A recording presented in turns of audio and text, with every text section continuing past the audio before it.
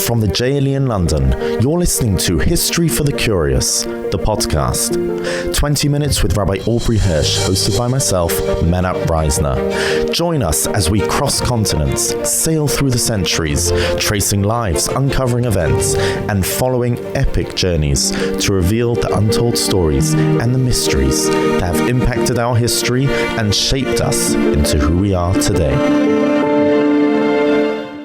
In 1940, Eichmann allowed the passage of 3 ships from Romania, which set sail, arrived in Haifa in November 1940. Each of the ships was intercepted by the Royal Navy, and there were a total of 3,600 Jews. The passengers were then to be transferred to a 4th ship, the Patria, to be taken to the British Indian Ocean island of Mauritius, where they would be interned by the British. For what crime?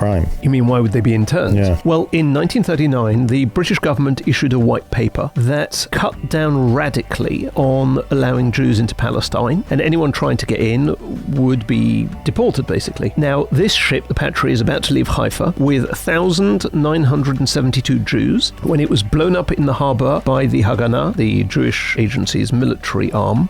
They wanted to prevent the ship from sailing, but unfortunately the charge was, the explosive was more devastating than intended, and 250 Jews were killed. Nevertheless, the British Commander-in-Chief in the Middle East, General Wavell, sent a telegram to England that the survivors of the explosion must still be shipped out to Mauritius. And this general warns that if the survivors are allowed to stay in Palestine, it will be read in the Arab world that Jews have successfully challenged the decision of the white paper of the British government, which will gravely increase the prospect of widespread disorders in Palestine. Now, this telegram was seen by Churchill, who replied to it himself, and he wrote, and I quote, "Personally, I hold it would be an act of inhumanity unworthy of British name to force them to re-embark," and they were allowed to stay in Palestine. Another incident during the war occurred in February 1943. Churchill arrived in Algiers, which had just been won back from the Vichy French authorities about 3 months earlier in North Africa, and Churchill is shocked to discover that the Vichy laws against the Jews of Algeria are still in force, even though it's now under Allied control. And in fact, I remember Sir Martin Gilbert telling me this whole episode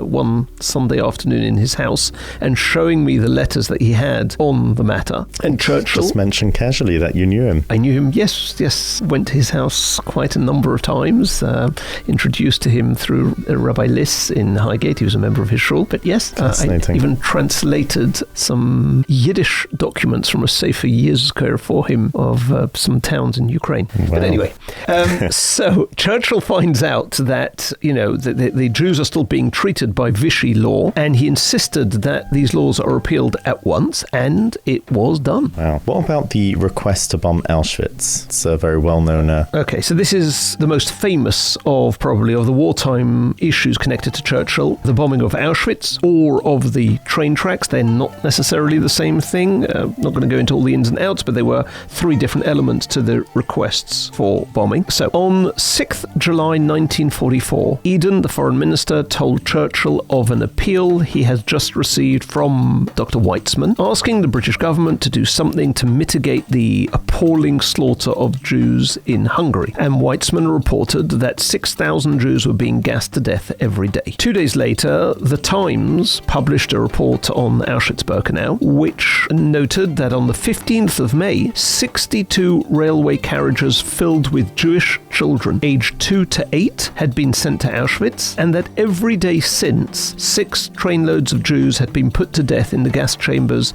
of that concentration camp. And Churchill, as a result, responded emotionally to Eden, and he said, is there any reason to raise these matters through the cabinet? You and I are in entire agreement. Get anything out of the Air Force you can and invoke me if necessary. This is a quote. Certainly appeal to Stalin. In other words, do it. And the truth is, we shouldn't be surprised at his reaction, because during the 1930s, Churchill's sense of humanity was already voiced regarding the Nazi persecution of the Jews.